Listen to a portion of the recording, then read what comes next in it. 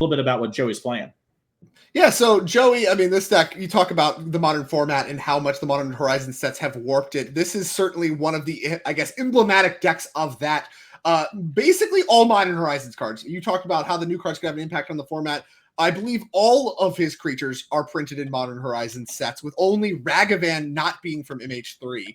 And then, almost all of the rest of his deck is part of the Modern Horizons sets as well. So this is a Boros energy deck, really leaning hard into the energy components of the MH3 set. So things like Guide of Soul, Ant Raptor, the Unstable Amulet, Galvanic Discharge, all of these energy synergy cards, along with Aether Hub is really kind of the old one propping some of this stuff up. Is enabling this aggressive deck that can also grind, because Unstable Amulet is quite the card advantage engine, and it is facing down Colorless Prison, which is another newcomer thanks to Modern's Ancient Tomb in the form of Ugin's Labyrinth, allowing you to play some of your very powerful stacks pieces like Chalice of the Void on turn 1, as well as just helping you power out other stuff like Trinisphere, copies of the One Ring, and kind of the namesake creatures that you see in this deck right now of Devourer of Destiny and Emrakul the World Anew is the creature base of this, both printed in Modern Horizons 3. So both these decks, entirely new decks to the Modern format, are taking over in Magic Online leagues, and both of these players showing up with them and all of the Modern Horizons 3 goodies that come with that. As we go to turn 2, there's Aether Hub kind of giving away that this isn't a burn deck, this is an energy deck, and we lean hard into energy, does Joey DiGiacomo. Yeah, and honestly, Drake, one thing that's just occurring to me is, our players, when they win these Showdown events, get a token. I wonder if today's one is going to take energy, as that gets you a lot of screen time, it looks like, coming up as Raptor's coming down, and then immediately hits a Johnny. Yeah, hitting a Johnny Nakatl Pariah. So let's get one at a time. Let's look at these cards. Amped Raptor, this is kind of the new mini Bloodbraid, 2/1 first strike. When there's a battlefield, you get 2 energy. Then, if you cast it from your hand, you get to exile cards from the top of your library into exile non-land, and you can cast it by paying the amount of energy equal to its mana cost. So, at least if you have no other energy, you can cast 2 mana spells, which is what Ajani is. So we did not have to use the energy from Aether Hub there. We do get to keep one, as you see represented on the screen, and we got to cast Ajani Nakatl Pariah, which is one of the new flip walkers. You get a look at that one. A legendary creature, Cat Warrior, for 2 mana is the 1/2. And it enters the battlefield, you make a 2/1 Cat Warrior. So 3 power, 3 toughness across 2 bodies for 2 mana. And then whenever one of our cats you control die, you get to exile them, return to the battlefield, flipped. And there we're going to get a read of the Planeswalker is Reed Anderson. It's coming back as Ajani Nakatl Avenger. Yep. Look at that Which buffs your cats, deals some damage, and kind of, wins the game, essentially. But what we're seeing here from Reed is he's actually playing Kozilek's Command this turn. This is a Kindred Sorcery, so he can actually pay 2 colorless with those Eldrazi Temples, meaning he's able to exile this cat token and then make some spawns, which is going to push him up to 4 mana, Drake, and 6 mana if he is playing Eldrazi cards, which means we're 1 land away from all his dust. Wow, yeah, all his dust, kind of forgotten about. It used to be a kind of the last Tron Wrath. You would see Tron decks traditionally play this card because you could play it on 3 and it did Wrath everything. Each player sacrifices all colored permanents. None of those in the Colorless Prison deck. And like you said, it is a Kindred Sorcery is this All Is Dust card. So 1 mana means that we get to sack everything and just Wrath all these creatures away. As here comes an attack for 3 from Joey DiGiacomo. Number 7 on our leaderboard, of course, this is the end of season 1. He is playing for a at-large bid on the leaderboard for the end-of-year championships. Had quite a good season so far, but needs to get a little bit more done here. And so far at 2-0, looks to be doing a good job. But this Eldrazi deck is kind of the new spice, and with such low... This is a concern of mine. This new Eldrazi deck is very good against decks with a converging mana curve. Lots of 1s, lots of 2s. The cards Trinisphere, Chalice of the Void, very good against those. And the Colorless Prison deck is loaded up on those kinds of cards. So we'll see if he can punch through it. And here is a card I know you like quite a bit. Flage, Titan of Fire's Fury. Talk to me about this card. Flage is the next part of the Urokroxa cycle. Actually, my design. I pitched it from the mana value to everything in between, and it got printed with no changes, which is very hype for me. We're seeing it actually go after the Scion here, which makes a ton of sense because that's going to prevent Reed from doing something like All Is Dust next turn. But this is proven to be a big player so far in Modern Horizons 3's meta. It is just much like Uro before, does a great job of stabilizing in fair games and wins very, very quickly. Where Uro would kind of put you in an insurmountable position, Flage just kills everything on the board and starts killing your opponent very quickly. Yeah, Lightning Helix, known as a powerful magic card at rate already, and now we put it on a Titan. Powerful card and a sweet design card I like quite a bit. Of course, against going after a spawn means you can sack it in response and not get the life, so that may not be a factor in this game, as of course the Colorless Prison deck is not one looking to win with damage. But the One Ring going to prevent really any damage from coming across this turn anyway, as here comes Static Prison, yet another new card from MH3 making its debut here on stream. So this is a 1 mana enchantment that exiles target non-land permanent an opponent controls until it leaves the battlefield, gives you 2 energy, and then at the beginning of your pre-combat main phase, you have to sacrifice it unless you pay an energy. So this one dwindles away as time goes on, but can hit anything for 1 mana, including the One Ring, which is very, very powerful, and is going to do a lot to stymie the card advantage normally provided by the One Ring in this kind of board state. Yeah, Static Prison's really sick in this deck. It gives you a temporary answer to anything, and if you have enough energy, it becomes a permanent answer. But with this deck being it has the ability to grind, but it can also have aggressive starts. So being able to have those aggressive starts means that you don't really worry about the Static Prison going away, or maybe like post board, you have something like Wrath Disguise. You sort of flicker the thing for a turn, you get that extra energy, and then you're able to Wrath for 2 mana as an actual board wipe against aggressive decks. We are going to see the One Ring come down again here from Reed. And one of the things I want to highlight about this Eldrazi deck is just how powerful some of the enabling cards are, like Kozilek's Command. We saw how early that removed something that was applying pressure and jumped us ahead of turn. Imagine if all this was happening, Drake, but instead of having to play Static Prison, last turn we got Flage back, right? Right. Jumping ahead 1 turn with those Scions matters so much and essentially rebates half the mana you spent. And in the case of Eldrazi Temples, really just kind of made the spell free, quote unquote, when it came to the amount of lands we tapped. So a very huge card that's really enabling these sort of decks, along with cards like Devour Destiny, which we might see as the game progresses. Yeah. A lot of powerful effects here. And I mean, honestly, this is a matchup that you would expect, I think, Joey to kind of either win quickly or not at all. And we mentioned Flage and its impact it can have on both just being a good removal spell to punch over the line. It is a Lightning Helix kind of face up, but also able to grind through a lot. It kills very quickly, like you mentioned, and also allows you to grind already. We could bring it back if we wanted to. Obviously, there's a protection trigger, so we don't really want to do that this turn. So we're going for the amped wrapper direction instead, which is going to make 2 energy and not keep going because you have to cast it from your hand. That is a clause in the middle of that wall of text. That means you can't just chain these, and that is a good call on the designer's side not to let that happen. This card's still seeing modern play despite that. And a ton of power in play here. And of course, Flage still ready to come back from the graveyard means that even though we have a second copy One Ring, even though we have protection, even though we have all of these powerful effects, we actually have to find them or we are potentially facing down lethal as early as next turn. I mean, this is a ton of damage. And here comes Urza's Saga, a land down, able to go searching. Lots of options here for the Colorless Prison deck. Yep. And, there's one of the interesting things here is like Joey just, even though he can't cast a spell off the Raptor, essentially got net, 2 energy and put 2 bodies on the board. And now that Static Prison is going to stay in board for a long time. His amulets are going to be able to draw more cards. So even though he kind of low rolled or whatever, you still got like a very powerful enabler off. And one of the things that's interesting to me about this deck, Drake, when I look at the Boros Energy deck, is it kind of reminds me of what players think about Jund, right? With like creatures, some interaction, and just trading cards. And that is what Boros is trying to do at its core. As we are going to see the very powerful Uggin's Labyrinth. There it is, Uggin's Labyrinth. Yeah, wow. Devour Destiny too. Yeah, and with this cookbook in play, Drake, we can actually discard our Embercool Worlds Anew and then put it in play. We have 6 colorless mana when it comes to Eldrazi, thanks to the Eldrazi Temple. So this could be a spot where Joey might be under a huge amount of pressure and not even realize it because you can madness at instant speed. Yeah, if you tap our mana for cast it, you get to yoink all their creatures too. So this could just be lethal theoretically, right? If we instant speed this on instep, just untap. I mean, 17's not that high. I think Emrakul plus all the creatures, we just get them, right? Yeah. Let's go look at Emrakul World Anew. Are we potentially just facing lethal? Yeah, I think the World Anew is going to come in the turn. I'm not sure how the map hit play without lands being tapped. I think the mana floating from Urza's Saga, I believe. Oh, excuse me. Yeah, okay, that's my bad. I messed up there as well.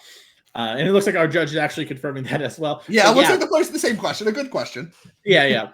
A lot of things are happening. A lot of zone shifting. But yeah, you can madness at instant speed. So Joey did not. He needs to pay the prison. It's a little off screen. Looks like it is on 3. Yeah, energy's off screen. Would like to see the energy on screen. A pretty relevant statistic here.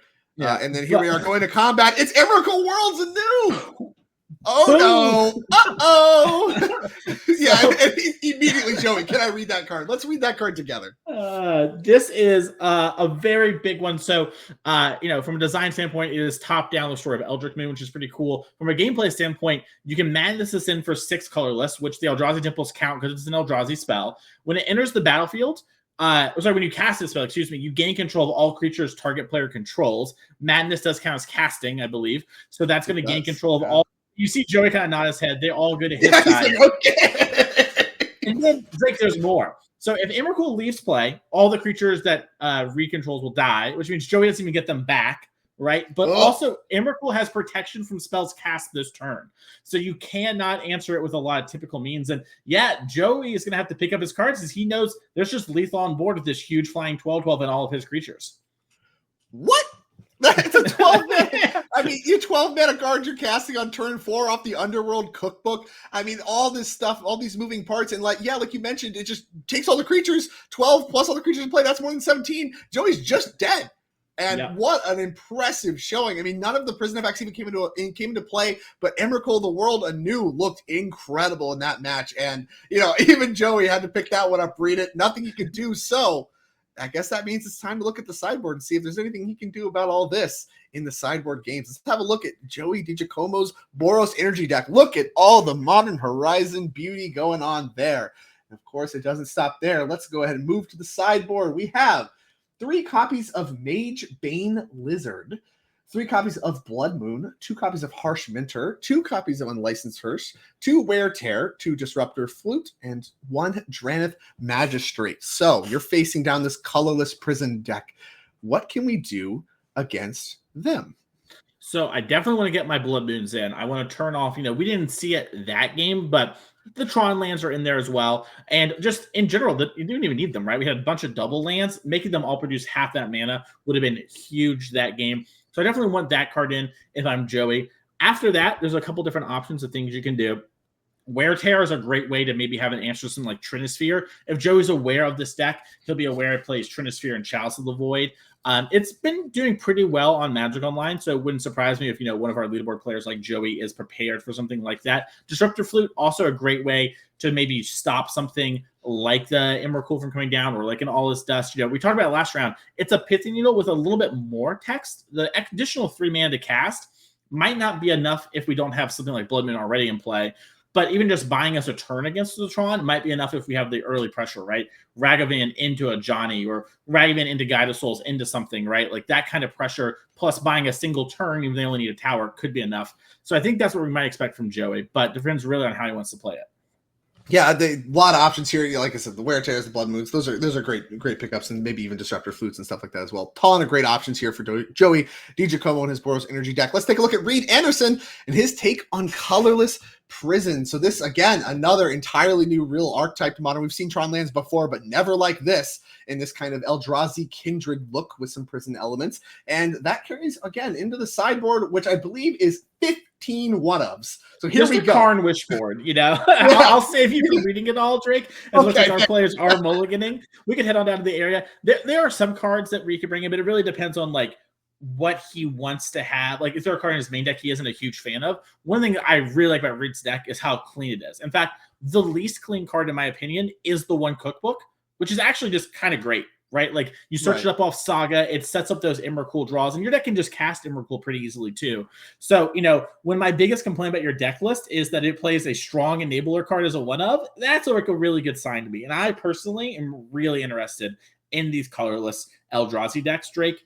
They seem quite strong to me. Even decks that are splashing a little bit. We've seen Through the Breach green-red Eldrazi deck do quite good on Magic Online. That deck, taking a different approach, but still using these Eldrazi cards. And, Eldrazi got a huge shot in the arm, as did Energy. Energy was one of the other big winners from MH3. Got a lot of support. And we're seeing those, at our top tables here at 2-0. But it's going to be curious to see sort of how both these decks look in 1 month, 3 months, 6 months, a year. Sort of how will they adapt to the metagame? Because right now, turn 2ing a Trinisphere is something that Modern has never really done before, and it's never been a better time to do it.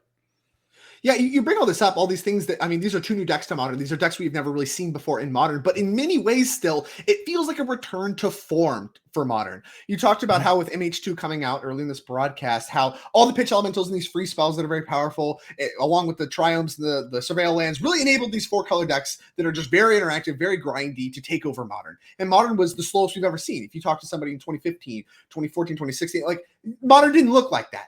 Well, here in this matchup, even though these are new faces in Modern, it's still very traditional. You have aggro with a little bit of a backup plan that can grind, as well as this Tron land-based kind of like prison control style. These are two decks that look like old Modern decks. It looks like I'm playing some Tron versus an aggro deck. Even if the cards are new, the archetypes feel very reminiscent of Modern prior to like MH2 and stuff like that. And for that reason, I'm really excited about MH3's impact, among other reasons, as players are off to the races as a classic turn 1 tower into map start that you see for Tron decks. But there's more going on here, as it was just Mountain Go for Joey DiGiacomo, number 7 on our leaderboard. Yeah, and if you're a Joey fan, we have Tron lined up in hand if we get a chance to pop this map. So Joey's gonna need to have something pretty big pretty soon here. Now he could have high rolled into like a Blood Moon right there, which would have been insane, but just a Johnny coming down instead. Yeah, the Aether Hub enabling a 3-mana cards to be cast off of the turn 2 Raptor as your first play. Pretty powerful, and Blood Moon would have been great. As here's second Tron land, your turn. But here's a lot of pressure. Drake, crazy idea that just hit me. What if we had Red Prison Tron with the Raptor and Aether Hub and Trinisphere? Might be going too deep, but it just hit me. That could be something that Reed's doing in the future. Who knows? Eureka. Here's Ragavan added to the mix, and a huge attack here. That's 3, 4, 5, 6, 7.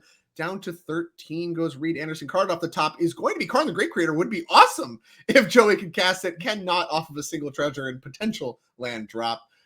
As Ragavan, of course, is dashed from the 2 mana used there. Any follow-up for Joey? Yeah, it looks like Joey's taking a look. He has something in mind. It might just be like he wants to just hard cast one of his 1-drops, trying to figure out which creature. His hand's a little off screen. He could also just be like thinking about, okay, I have this Wear Tear. I can't really use it right now. Looks like he does have a land, and it's just going to pick up his Ragavan. Ragavan back to hand. Still a lot of power in play. 5 of that gets to stay in play, but here comes the last piece of the Tron land. I believe that is the power. No, that's the mine. That is the Urza's mine. I got to relearn my Tron lands. They haven't been around in so long. Yeah, they're back and they're kicking. Like Tron was kind of a deck that fell off a little bit in MH2. It had weekends and moments where it was good, but it definitely compared to the old days kind of wasn't as much of a metagame force as it was before. And it's nice to see it back here. One thing to note, by the way, Drake.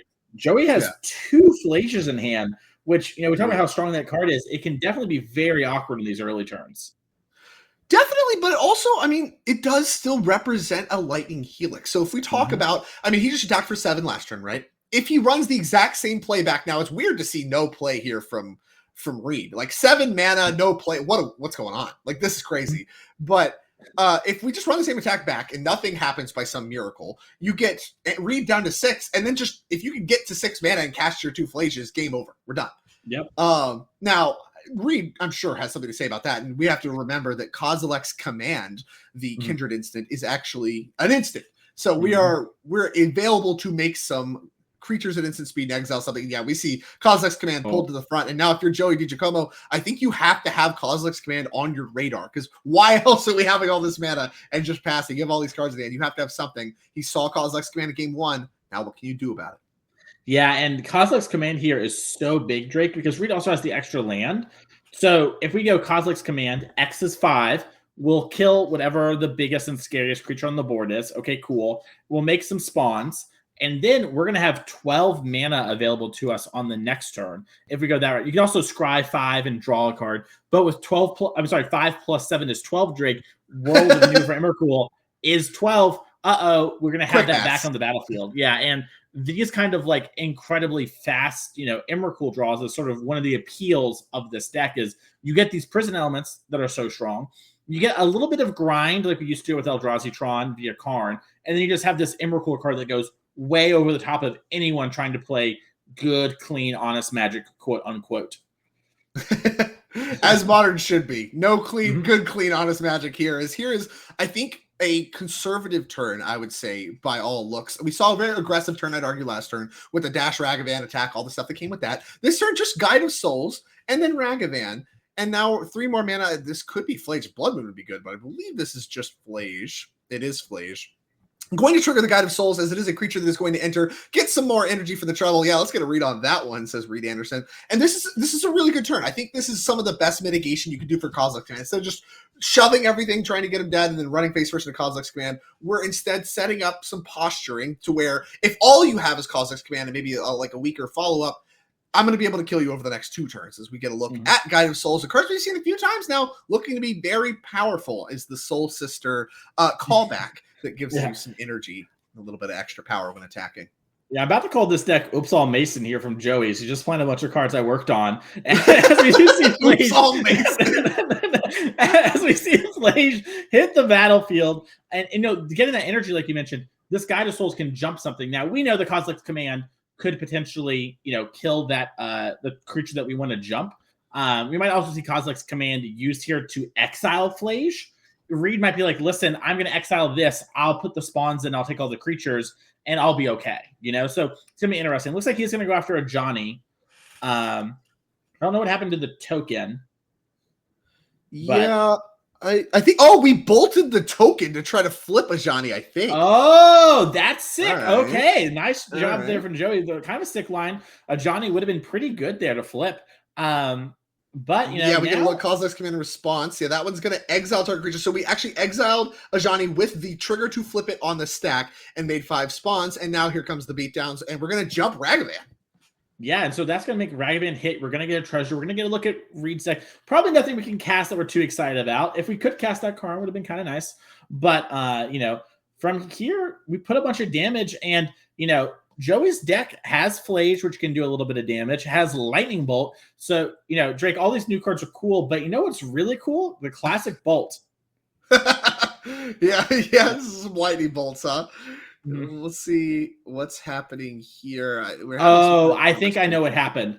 I think, because this would have been a long turn. What I think happened is Joey maybe hard casted the Ragavan just to get the energy instead of the Flage, and then attack like it was dashed, which, it seems to be a bit of an honest mistake here. These sort of things happen. We're going to let the judge take care of this and figure out what exactly the ruling should be. We've also revealed the top card. This might be revealing the top card makes this a little bit more messy because now you have to rewind this extra note information. Maybe you do something different if okay.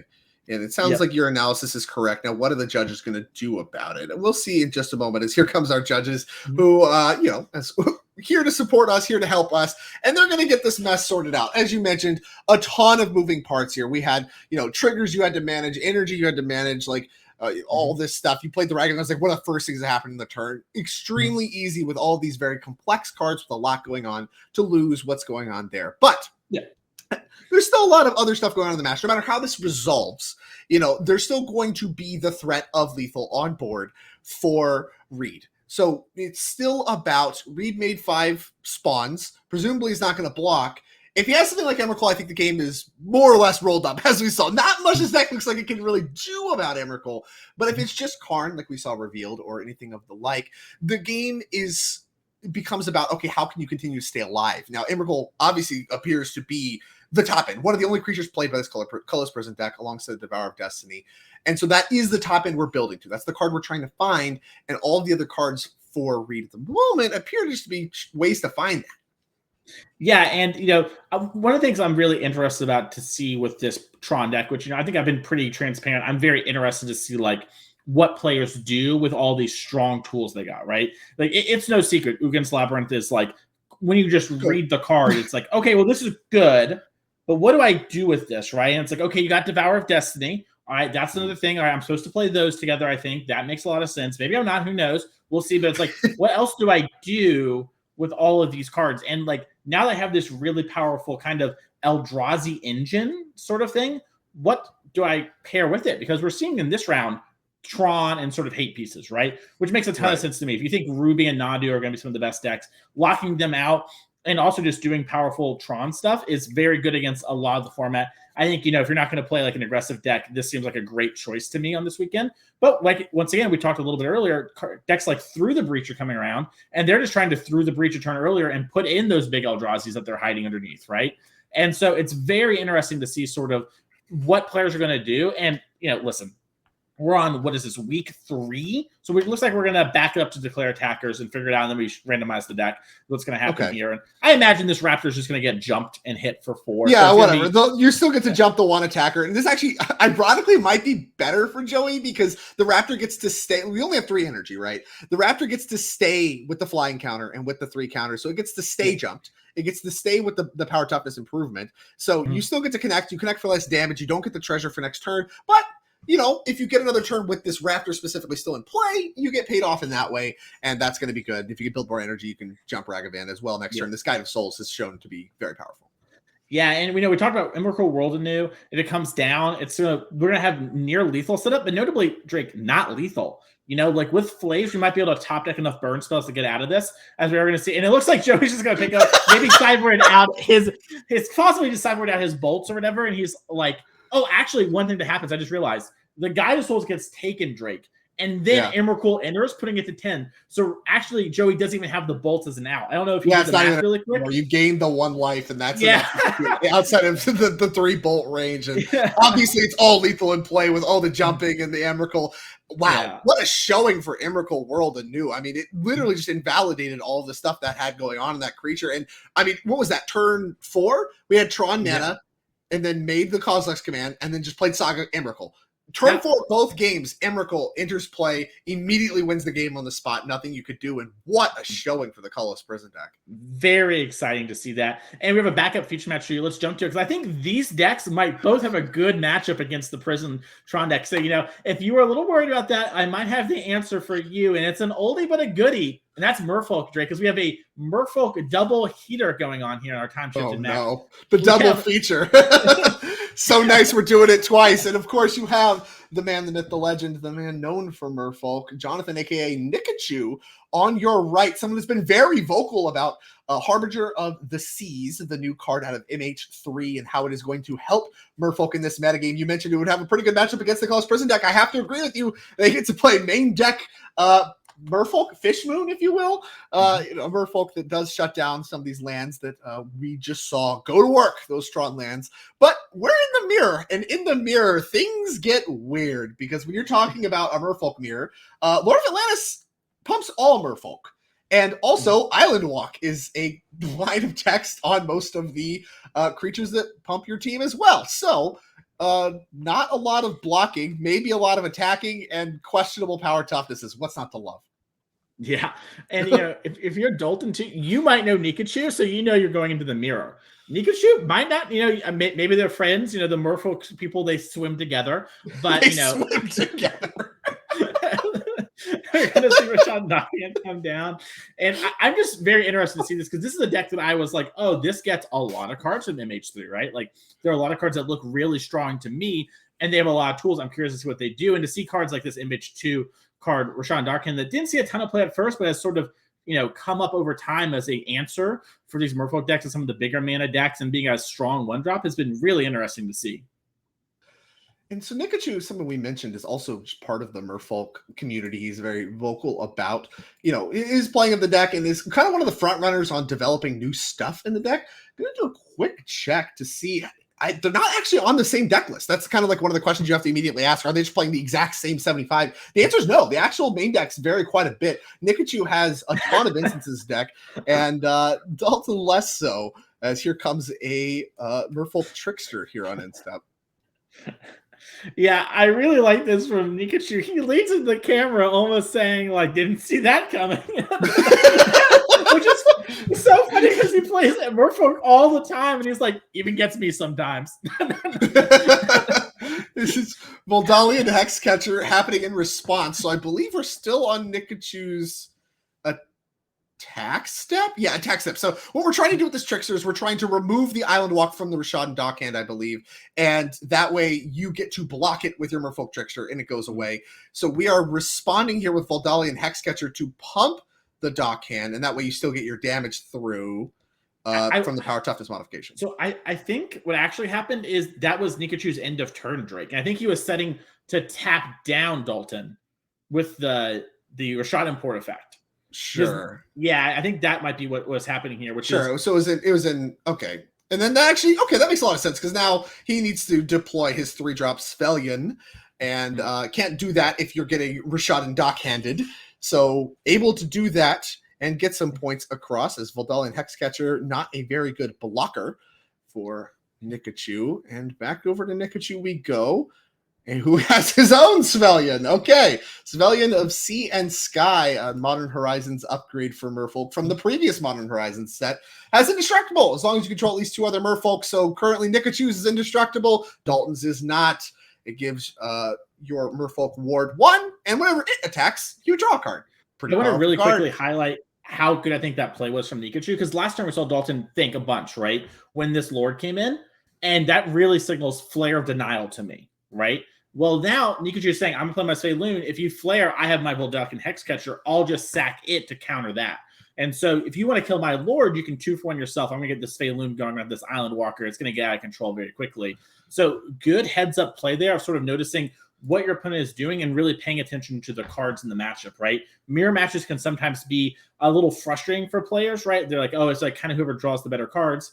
Sometimes that's what happens if you just draw the bad half of your deck or whatever. But being aware of what your decks can do is such a big part of it there. So really smart play there that was very subtle, I think.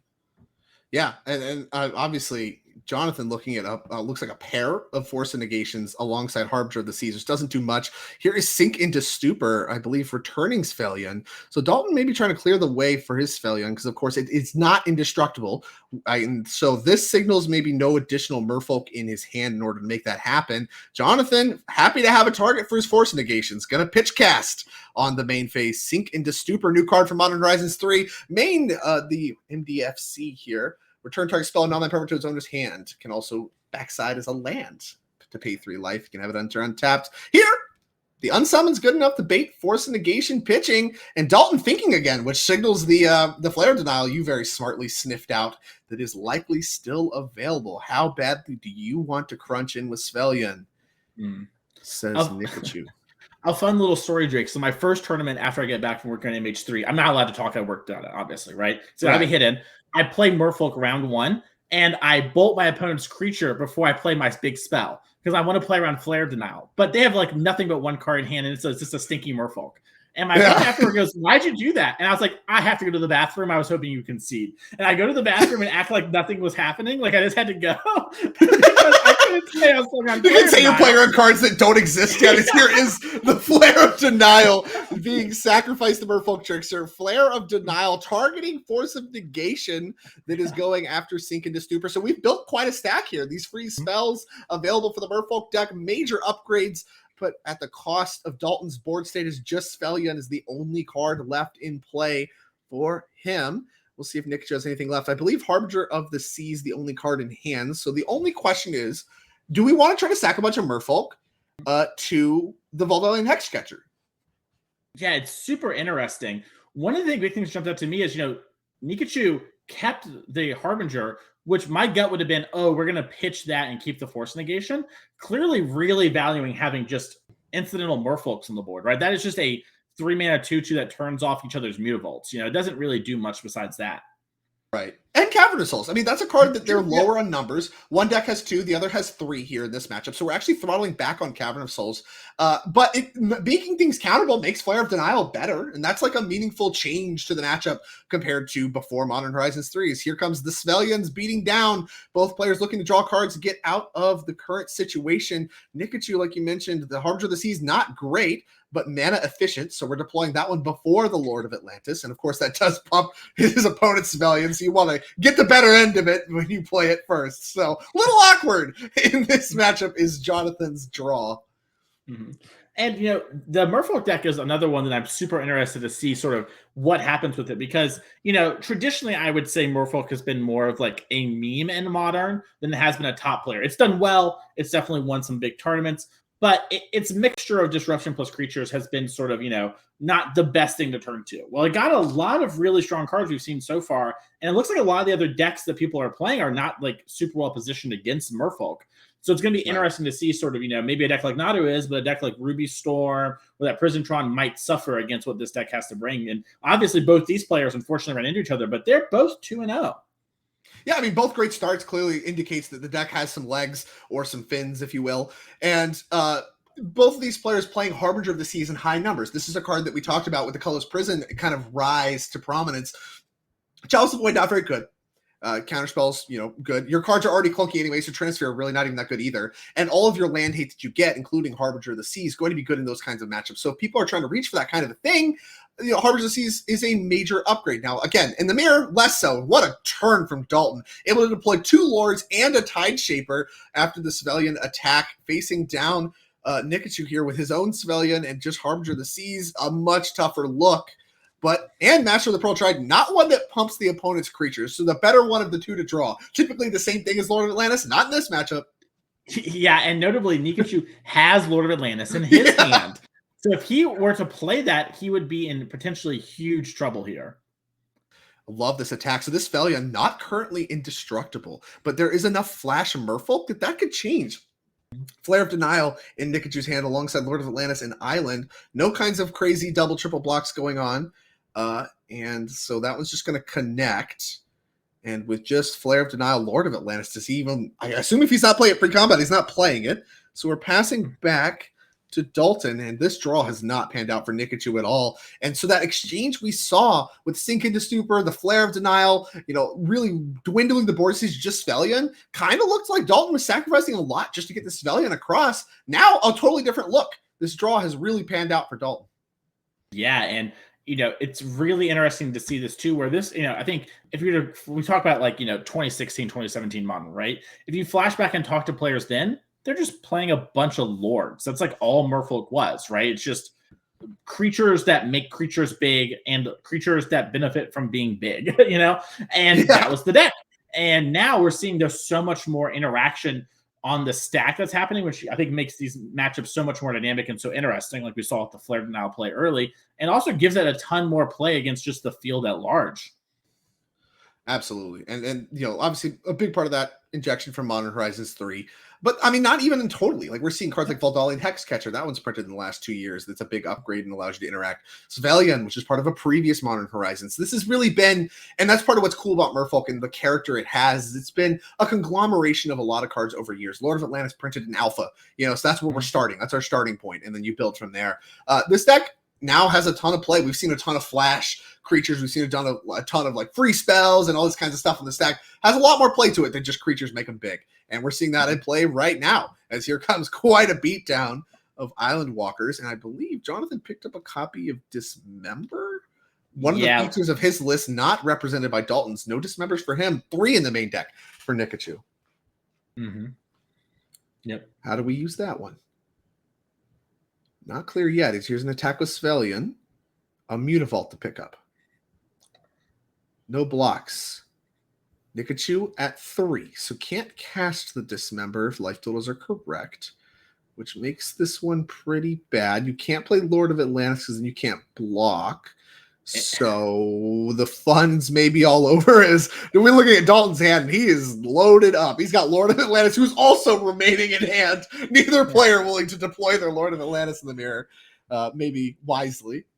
Yeah, also worth noting that Mutavault's just an island, So it looks to be like we're dead on board, and this might be a situation where Nikachu is just trying to be like, okay, our Merfolk decks differ a little. I'm curious to see what you have. Is there some one of that maybe you'll play that give me a little bit of information? Doesn't cost me very much if you just move to combat and attack. And, plays a Flare Denial here, not really giving away much. Like, hey, I also play the good cards. Yeah, I played the new good card for the deck. Wow. Revolutionary.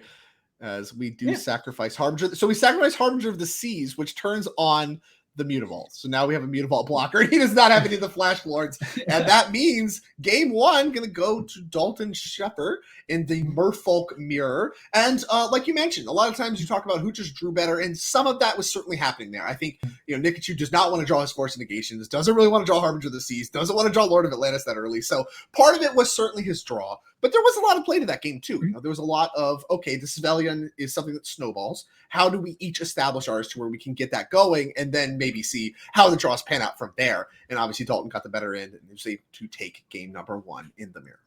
Yeah, and the deck building decisions matter a lot, right? Like we talked about Nikachu not having Trickster. If that dismember had been Trickster, we could have tapped down the Lord, made it lose Island Walk and everything, and maybe create some weird blocks, right? So even just your small deck building decisions, and I think that's what Nikachu was trying to posture. He's like, hey, I can flash this in, I can maybe, get you a little bit. Do you want to play around it? And, obviously he's like, no, I'm just going to try to kill you. And he's like, all right, Beats, you got me. But that is something that does come up and matters, are these small deck building decisions and being rewarded with tight play. So very cool to get to see that here. This is a time shifted match. So, it's going to be going on here in a second. We'll be jumping back down there. But I imagine these players are going to try and cut their cards like Force Negation and Harbinger of the Seas, which I expect both decks to have in some number, and try and bring in more interaction in way, like specifically creature interaction, in more ways to sort of get ahead, stay ahead. Yeah, exactly. Things like Harbinger of the Sea is not the best if you have some options. I know a lot of these players play Harbinger of the Tides on the sideboard, so we're going to see some little bit of upgrades there as far as Merfolk that do things in the matchup and interact with creatures, and maybe some of the Lord of Atlantis. I don't know how much you want that. Both players not casting it makes you think you don't really want them, but it's a good way to close the door on the game, playing it right away. But we're going to jump right into game two, as this is a time shifted match. So with that, Nikachu is down a game. Let's have a look at game number two. And there is one of the namesakes of the Merfolk deck that we haven't really seen yet in this match. And that is Aether Vial, as Jonathan appears to be looking at a opening hand with one land Vial, no second land. Keeper Mole, it's a mole. Yeah, it looks like there might be some, maybe, he's worried about like a Force Negation just blowing him out, or just in general that hand might not be quick enough. Like, even though you could play a spell a turn, maybe this matchup matters more about having, multiple spells and kind of running them over. It is interesting too about Lord of Atlantis. I think he had one in hand, and I wouldn't be surprised if the answer is he has like one or two in deck, just as a way to on the last turn be like, play this as essentially a falter your opponent can't block and push a ton of damage. Right. I can't imagine you want to draw two, but the first one's probably good if you're ahead. And that means you probably want some number. The question is, too, how many cards you have in your sideboard. Like, someone like Nikachu who has already a bunch of main deck dismembers, that's a card you might be wanting to bring in. Then it's already in your main deck. So how many changes can you even make? You have Harbinger of the Tides, you have some subtleties if you want, that kind of stuff. Not clear. And as he's just looking for a functional opening hand. I think there's a Sink in the Stupor, two of them maybe. So it's a painful mana base. But no islands is actually like something, right? Like that's something to think about, where the island walk doesn't just face up work.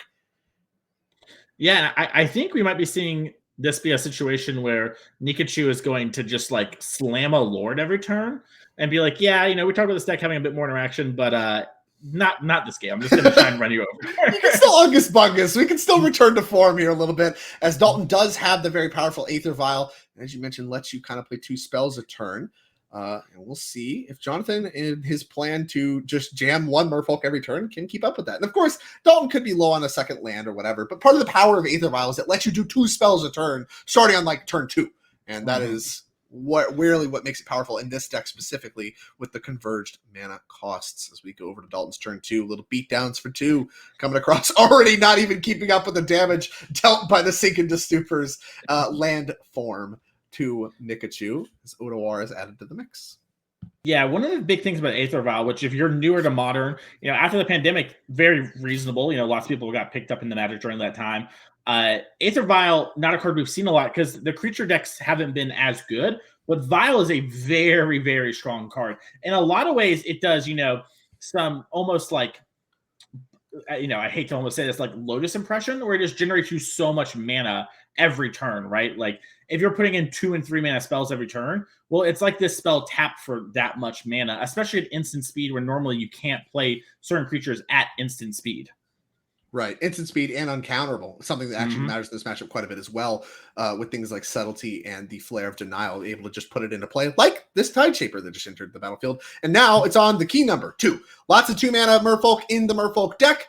And Dalton is set up really to kind of punch this game through. He's had a slow start, but thanks to Nikachu's own mana base, he's dealt a lot of damage to himself. So in this, if we get to a racing setup, even though there's no islands, just straight up attacking might be enough, as Nikachu is still stuck on just deploying one lord a turn, which is what he plans to do. It's what he's been doing. And this is the old kind of play style of just play lords, hope it's enough. You know, Dalton has not only more options, but more mana to work with in spades. Yeah, and you see Dalton doing a little math, trying to figure out exactly, you know, what he wants to play and start this race on. And, you know, can he afford to dismember this Hex Catcher? Well, he's done this twice now, so maybe the life total is starting to look. I can't imagine that's updated. There's no way he's at 20. He's been hit twice and dismembered twice. He's got to be close to single digits. As here comes an opposing Tide Shaper laying the beatdowns. As I believe there's no islands yet for There are no Nikachu. Rashad and Dockhand deployed. Yeah, I don't know what's up with the life total, but it should be 6, if I'm correct. Yeah, quick math says that this is close to lethal, and with Dalton, the only one with islands, now Master of the Pearl Trident actually represents island walk that matters, whereas Nikachu's opponents does not have island walk. Well, it has island walk, but they're not unblockable because there's no islands. And here comes Flare of Denial. Yeah, we got to stop that. We can't have Master of the Pearl Trident work because, you know, Dalton is so low in life, and this is the cost to the kind of slow game that he started and choosing to dismember opposing lords. Mm-hmm. Well, Dalian Hexcatchers killed. Master of the Pearl Trident killed. Now the question is, can Tide Shaper continue to attack into an opposing Rashad and Dockhand and some potential tricks with a Vial on 2? Only 2 cards in hand for Dalton. Jonathan doing a lot of thinking. Yeah, and I'm very, you know, even if like, because remember, Dalton's not 20. He's at 6. We'll get those life totals fixed for you as soon as we can. We have production on it.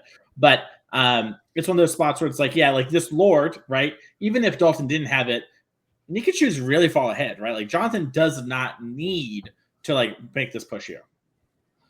Right.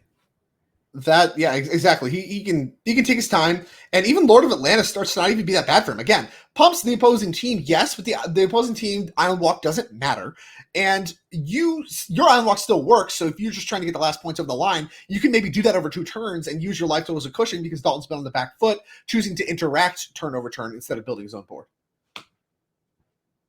Now we'll see so much thinking here, and for good reason. A lot of people try to paint these decks that are aggressive as simple and you know, whatever, just very linear. You just deploy your thing, see if it works. There is actually a lot of play to this Merfolk deck in multiple axes, and both these players taking their time to think things out, because simple mistakes can be the last couple points of life that cost you a game and a match and all those kinds of things. As here comes an attack for 2 with just the Rashad and Dockhand, and Vial notably rolled up to 3 for Dalton. So that's an interesting look as we go back to Nikachu's turn. Yeah, and we're going to see his own Lord played. Stern Scolding? Woo-hoo-hoo. That's good against what Jonathan's got going on, as there goes the 4th Lord of the game. Could have, of course, fought, but very quickly did not. Oh, no, that's not a player denounced as Svellian, so that's why he did not fight. He can't. He only has Subtlety, Lord of Atlantis, and Svellian as his leftovers. Tough having a 3-mana card, a 4-mana card left. But Lord of Atlantis still can get the job done. Here comes an attack. Do you want to trade your Lord for my Tide Shaper? The answer is no. And I believe down to 4 goes Dalton Sheffer. Back over to him we go, though. And Nikachu at 11 rolled up to 4. Goes Aether Vial, and that's got to be discouraging if you're Jonathan, because that means uncounterable Subtlety. Yeah, Subtlety, very nice when it's free at a pitch and, you know, even goes away. Even better when it's just free. And, you know, that was a great attack there last turn from Nikachu. Sort of knew, like, hey, if Svelun was in hand, it would have came down on 3 on the Vial. You know, Mara Regery, not a card that sees a bunch of play anymore, and I need to get this damage push because I'm falling a bit behind. Right. I mean, yeah, certainly never finding a 3rd land is not part of how Jonathan has drawn this up. If he does find an next turn, you know, playing Svellian over playing Lord of Atlantis becomes appealing. So it's not even necessarily too late, per se. He does, I think, still want to draw a land. But the door is definitely closing as a 2nd Subtlety picked up. Not really what the doctor ordered. All right. Now what? At 4 is Dalton Sheffer. do you play the Lord and open yourself up to the rather face-up subtlety on the opponent's side of the field? The answer appears to be no. I mean, I don't feel like attacking is that good. It's a 2/2. You're representing Hexcatcher? I mean, this is a bluff attack, I think. Yeah, I think this is a situation where we have, an attack for 4 on the crackback. We put the subtlety in, that's 3 more. That becomes 7. And maybe Nikachu's worried about like a double Lord line, so he's trying to get the subtlety down so that he can then deploy a creature of his own. And it looks like, this bluff attack. Yeah, you see Jonathan's kind of like, well, if you've got the Voldaren Hexcatcher, this is even the end of the world. Doesn't that creature have Island Walk? No, so Tideshaper it's not like Rashad Dockhand. It does not have the Island Walk. It does get buffed by Island. So that was a 2/2, which Hexcatcher would at least force a trade.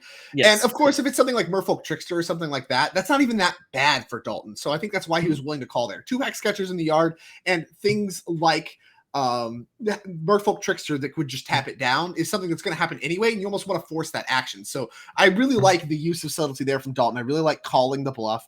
And now, I mean, it sucks, but putting Lord of Atlantis into play for yourself is Nikachu and trying to trade off because no islands. So we can do some trading here.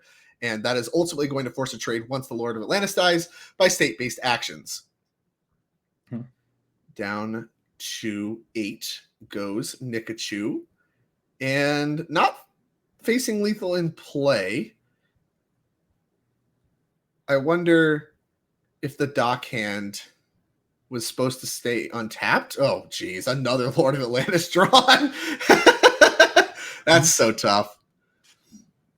Flare of Denial among the leftovers. Yeah, Nikachu knows he's dead. What a beatdown from Dalton Sheffer. Now, of course, we mentioned there's a lot of play to this matchup. That particular game definitely felt like who got the better end of the draw.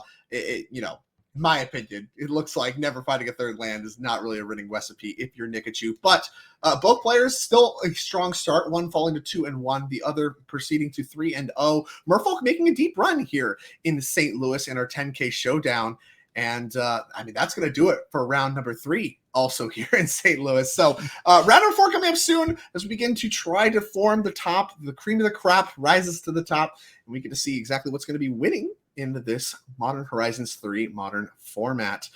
We will be back very shortly after a brief break. Come back with more modern action in round number 4 soon. Don't go anywhere.